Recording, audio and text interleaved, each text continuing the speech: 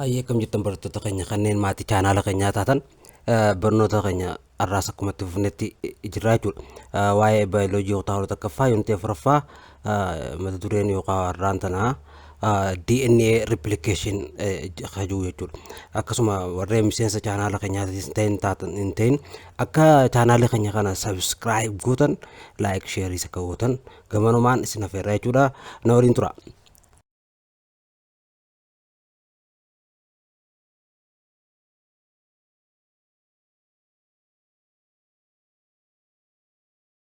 Okay, DNA replication kajenun mali. DNA replication is a process or the process by which DNA makes a copy of itself during cell divisions. This is known as DNA replication. Mal jenna DNA tokko copy yoo ta'u ofiisaatiif yeroo qoqqoodamee cell raawwatu adeemsisa maal jennaani DNA replication jenne bina. Kun maal replication maal barbaachisa? This is essential for transfer of what genetic information from one cell to its daughter cells. Cellota tokkorraa gara daughter cellitti akka genetic information hin daddabruuf barbaachisaa jechuudha. Maali copy yookaan replicate or duplicate ta'uun DNA dha baay'ee barbaachisaadha jechuudha. Transfer godhu genetic information and also from generation to the next generation, which means it is across a generation. This is very important, this DNA replication. DNA replication also is a semi-conservative. DNA replication is semi-conservative.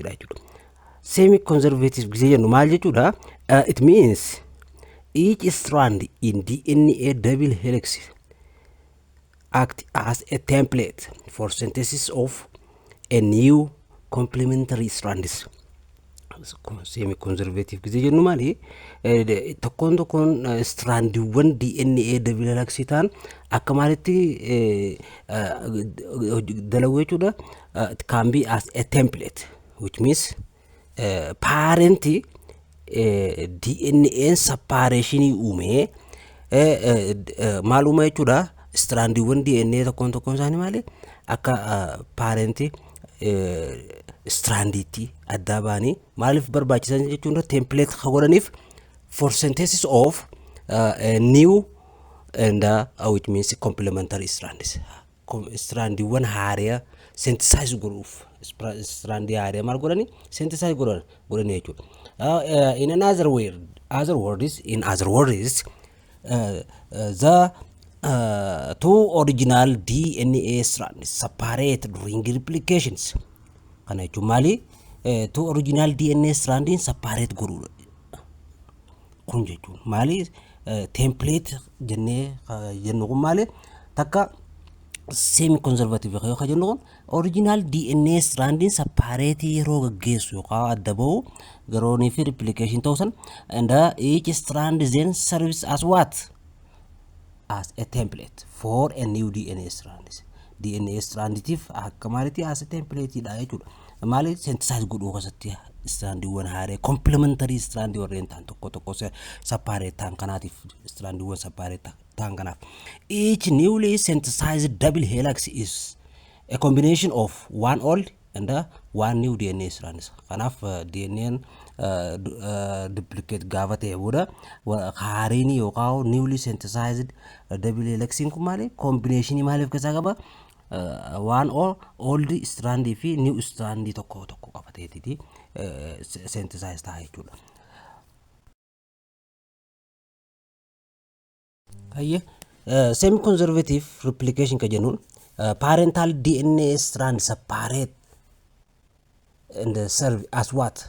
Separate yookaan DNA strandiiwwan DNA parent jechuun inni jalqabaa maal jennee beeknaan old kature duraan ka jalqaba ture sanii separate gaafa ta'u akka maalitti tajaajila akka as what serve as what as template and both daughter DNA contains one parental strand and one a new strand. Tokko parental strand san qaba daughter ka new synthesize ka ta'u nama fakkeenyaaf copy gaafa ta'u replicate gaafa ta'u DNA ofiisaatiin strandiin bakka lamatti cita adda baa bakka lamatti erga addaan ba'ee booda tokkoon isaanii addaan beesanii maal jennaani akka tempileetii jennee beeknaan. Tempileetiin seentisaayis godha. Niwuun akka isaa wajjin peer ta'ee uumamu fa'a.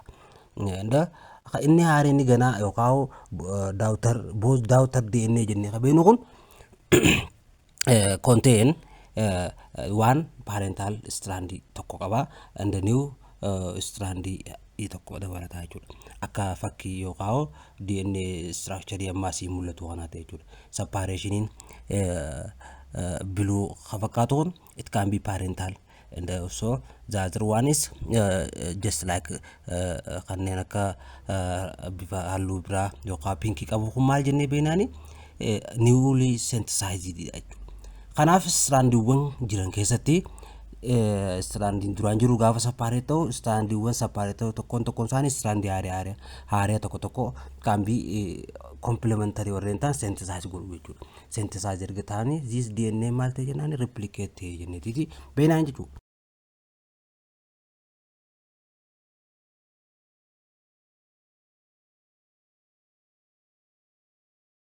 Hayyee structures during DNA replications. Yeroon if DNA replication gaggeessu maal structureewwan akkamiitu uumamaa jechuudha. Takkaffaa structureewwan yeroo kana keessatti uumamu jennee beeknuuni replication fork jennaan. Replication fork is a point formed due to a winning and separation of two strands appear like Y-shaped structure.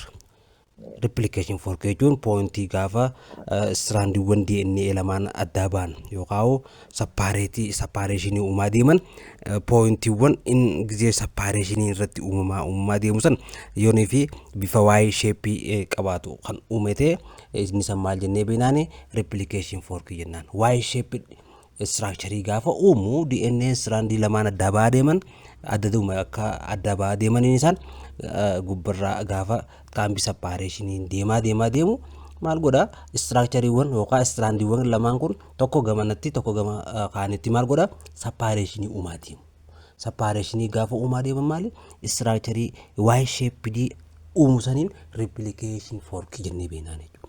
Kana keessatti structureewwan replication fork gaafa uumamaa deemu maaltu uumamaa deema structureewwan haareen ni uumamu jechuudha. Strandiin haareen lama ni uumamu. Stranding jalqaba maal jennee beeknaani leading strands. Leading strand means it can be the strands of a new DNA which is synthesized in the same direction as growing replication forks. Akkuma replication fork grows deemu stranding haareen uumame yoonii fi lead ka godhu ta'e stranding kun ka uumamu direction to what replication fork sanitti the same direction isaan kan uumu yoo ta'e kallattuma replication fork deemu san stranding yoo deemu ta'e the same direction ka jennu kan. Kanaaf maal jennee beeknaan leading strand jennee beeknaan leading strand. This can be run from where from 5 prime to 3 prime strand lead godha jechuudha. And the next one is lagging strand. Lagging strand is from 3 prime to 5 prime strand lead godha jechuudha. This lagging strand is the strands of new DNA whose direction of synthesis is opposite to the direction of the growing replication forks. Replication fork irraa away run yoo ka godhu ta'e move ka godhu ta'e strandiiwwan san maal jennee beeknaani lagging kun gara replication fork irraa gara duubaatti yoonii fi kaambii baat maal ta'u move ka godhu ta'e yookaan run ka godhu ta'e gosni strandii jiru san maal jennee beeknaani lagging strandii jennee beeknaan.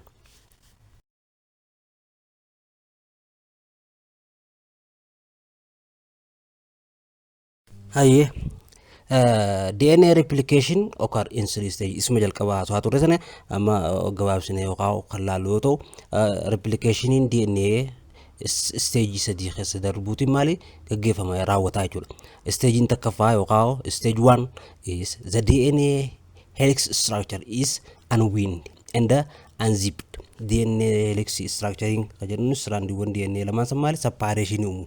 Just like what can be separation uumaa deemuu kun maali sababa maalitiin sababa DNA helix can be move along the DNA molecules and these enzymes DNA helix enzymes can be go on along what the DNA molecules and breaks what hydrogen bond between bases. Hydrogen bond beezota jidduutti link gootee jirtu yookaan join gootee beezota walitti qabdee jirtu tana maal godha break godha jechuudha. Eenyuun enzymiin helikees jennuun kun beezonni maal walitti hidhan strandiiwwan lamaan DNA kana maal godhaniin strandiiwwan kana kan be join ka godhanii jechuudha walitti hidhanii kan dhaaban jechuudha. Kana keessatti maaltu uumama enzymiin kun kan be break hydrogen bond between base gaafa godhaa deemu the double helix of the structure of the DNA molecule separate into two strands. Double helix structure in DNA molecule kun maal separate into two strands. Strand kun bakka lamatti akka adda ba'u taasisaa jechuudha. Stage lammaffaa keessatti maaltu raawwata jennee beeknaan stage 2 the DNA polymerase will add the free DNA nucleotides using complementary base pairings, which means adenine with thymine and cytosine with guanine pair. Godhaa jechuudha. DNA polymerase add godhaa jechuudha. Free DNA nucleotide using what complement stranded one turtisan template strandi ka jenne jalqaba dubbanne san isan read godhee maal godha beezota strandi tokko adda baate san irra jiru laala san booda beezota nucleotide isaan sanii wajjin complementary akka ta'anii uumaniif maal godha jechuudha add godhaa deemaa jechuudha DNA polymerase. Then yeroo DNA polymerase kan raawwatu maali leading strandi fi lagging strandi uumamaa deemaa jechuudha yeroo tokkotti jechuudha. Kana jechuun maali leading strand akkuma jalqaba raalle synthesized strands the newly synthesized strands in the same direction as growing replication fork. Replication forking gaafa grows tadeemu newly synthesizing the same direction yoonif kadeemu teetu replication fork. This is leading strand jenne beena. Lagging strand synthesizes opposite to the direction of the growing replication forks. Replication forking opposite replication fork opposite yoonif synthesized newly synthesized stranding kun synthesized tadeemu replication fork opposite direction yoo kadeemu te this is lagging strand jenne beena jechuudha. Okay, stage sadaffaati. Stage 3 jennuun the two new strand twist to forms a double helix. Stage sadaffaarratti haareen uumaman san twist taanii maal uumuudhaan two a double helix akka uumaniif each the synthesized or new strand formed can be identical to the original strands. Strandin haareen yookaan uumame san maal jennee beenaani identical dha jechuudha. With what? With the original strand.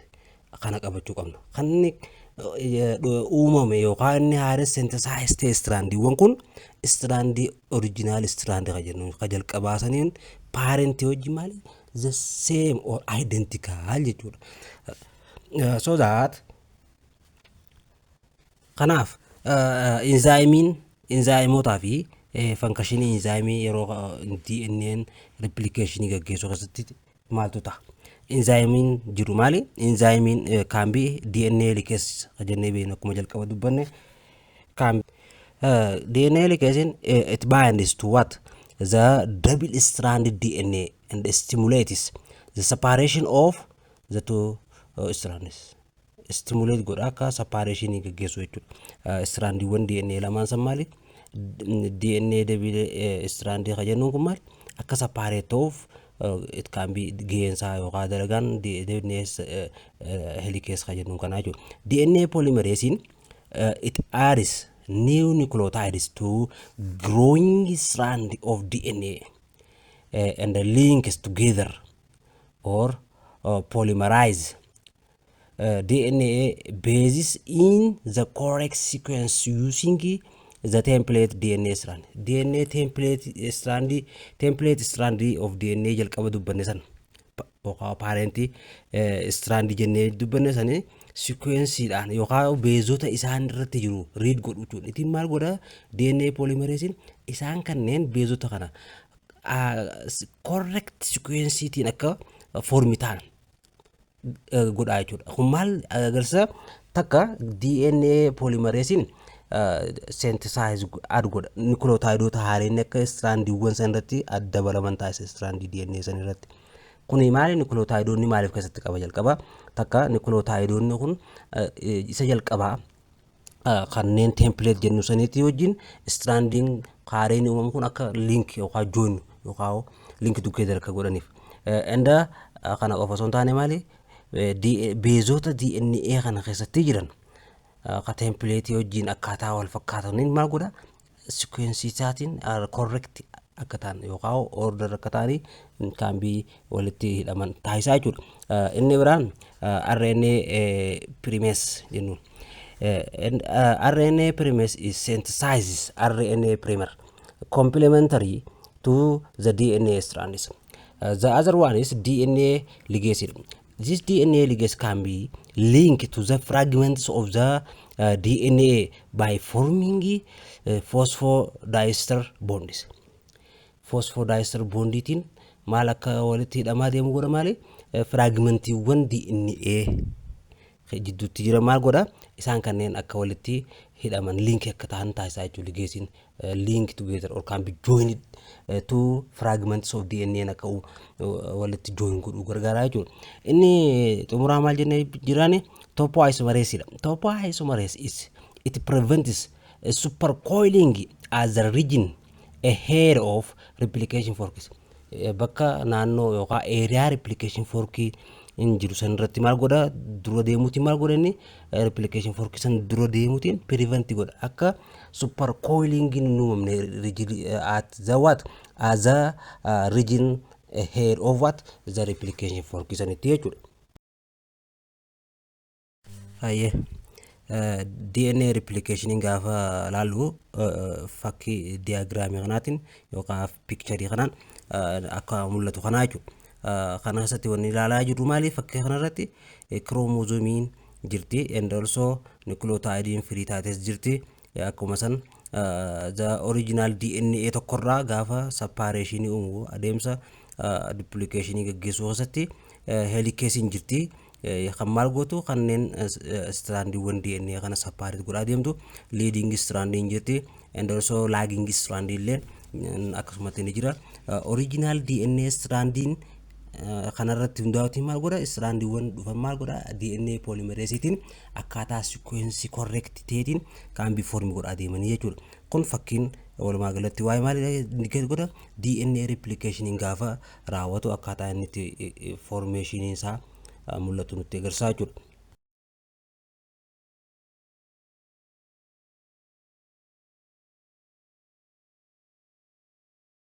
Hayyee qabiyyeen itti aanu maalilay waa'ee the structures and the function of RNA structure fi function RNA ti jechuudha. Structure of RNA jechuun structure of RNA they contain RNA has a single strand structure qaban.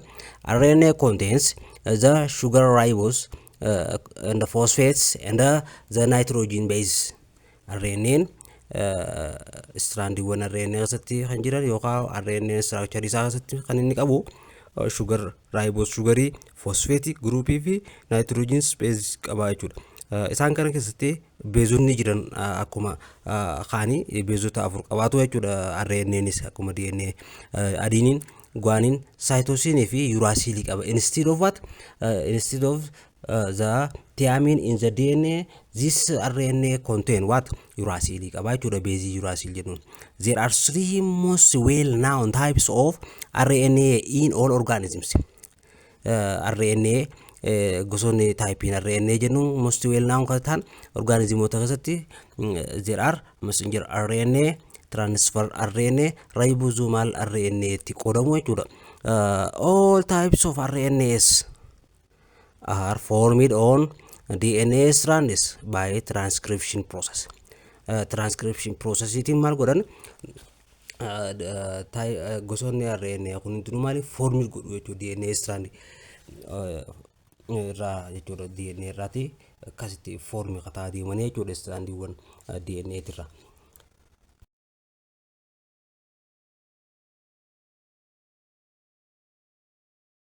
The function of RNAs. RNA is the most important molecules in all living organisms or in all lives. Most important RNA. RNA functions in protein synthesis. Protein synthesis guru hosatti gee qabdi functions protein synthesis guru RNA, and also RNA functions used as what? As a storage of genetic information in some virus. Genetic information is stored guru hosatti virus ota gari murasa keessatti genetic information is stored guru achu function in RNA jennu beena keessa achu. RNA mas functions mali facilitate the translation of the DNA into different proteins required by organisms. Translation geggeessu keessatti DNA akka translate ta'u gara maalitti into different proteins that require protein gara kan organism required by organism if ta'e maal godhan facilitation akka raawwatuuf jechuudha isaan kanneen. Fakkeenyaaf for example ka jennu it is serves as messengers as a messenger in conveying instruction between the DNA and the ribosomes during protein synthesis. This is some parts of what the function of RNA. Okay, ini tumuraka malalu mali RNA differs from DNA in 3 important ways. RNA wanti DNA ra address godhu 3 important way tin jechuudha karaa barbaachisaa sadii ta'e tokkoon maali irraa adda ta'a jechuudha. Differ RNA can be differ from what the DNA is. The first one is RNA molecules consists of only one strand of nucleotides instead of the 2 strands of DNA molecule. RNA wani DNA ra isa adda godhu jalqabarratti strandi tokko qofarraa ijaaramudha. Nucleotide strandi tokko qofarraa akka ijaaramudha jechuudha. Inni bakka DNA strandi lama qabu inni only one strands of nucleotide qaba jechuudha. Inni lamaffaan second RNA has ribose sugar. RNA ribose sugar qaba jechuudha. Kana jechuun maali? RNA ribose sugar qaba jechuun it is 5 carbon sugar rather than deoxyribose. Deoxyribose can be mali 5 carbon sugar qaba. And also deoxyribose namo it can be in the DNA jechuudha. Sugarin DNA keessatti argamu maal jennee beenaani deoxyribose jechuudha. Inni xumuraa maal jennee beenaani wanni RNA DNA irraa adda taasisu jennee beenu. Finally RNA has a nitrogen basis. It's known as uracil instead of what? Thymines. Bakka basin nucleotide basin DNA keessatti jiru thymine qabu akkuma san RNA bakka thymine maal qaba jechuudha uracil base qaba jechuudha. Kanaaf garaagarummaan DNA fi RNA jidduu jiru tokko jennee beenu RNA DNA irraa wanti inni adda isa godhu qabxii wanni guddaan isaan sadeen kun maali isaan hangafa jennee beenuun keessaa tokko.